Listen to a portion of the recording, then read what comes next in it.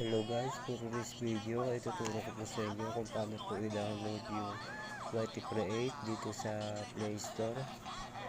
Sundan nyo lang po ako. Unang-una ay click po natin yung Play Store. Long press lang po natin. Click natin yung app info. Okay, click po natin yung storage. Clear data lang po natin. Click po natin ito. Okay, tanggalin po natin yan. Next, punta po tayo sa Chrome.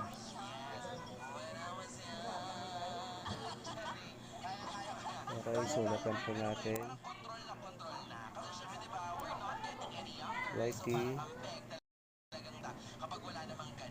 Create app. Next, click po natin yung YouTube Create for Android. Pwede rin po ito sa iOS kasi yung ginagamit ko ay iOS yung phone ko.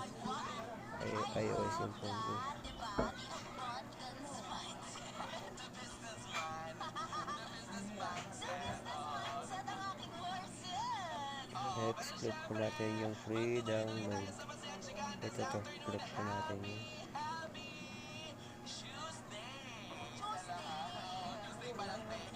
Ayan guys, mag-direct na po kayo dyan sa Play Store. Click lang po natin yan.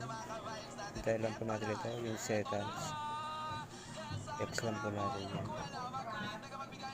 Okay, mag-direct na po kayo dito. Ayan guys, ma-install nyo na po yung YT Create. Install nyo lang po.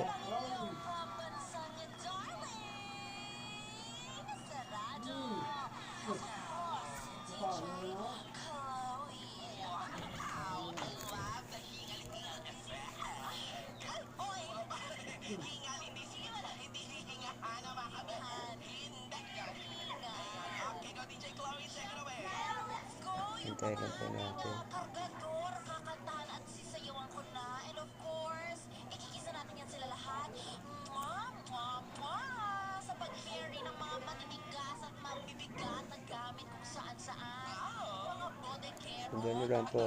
Sundan nyo lang po ako. Click lang po natin yung open.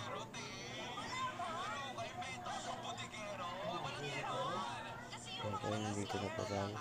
Sign in lang po tayo. Click po natin yung Gmail account natin.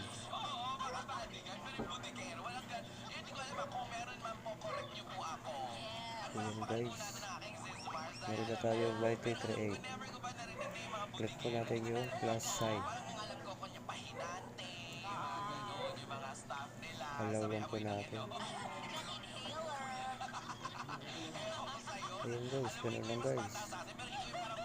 Meron na tayong YT Create. So ganun lang guys, kung may natutunan po kayo, please comment, like, and subscribe my YouTube channel. Bye!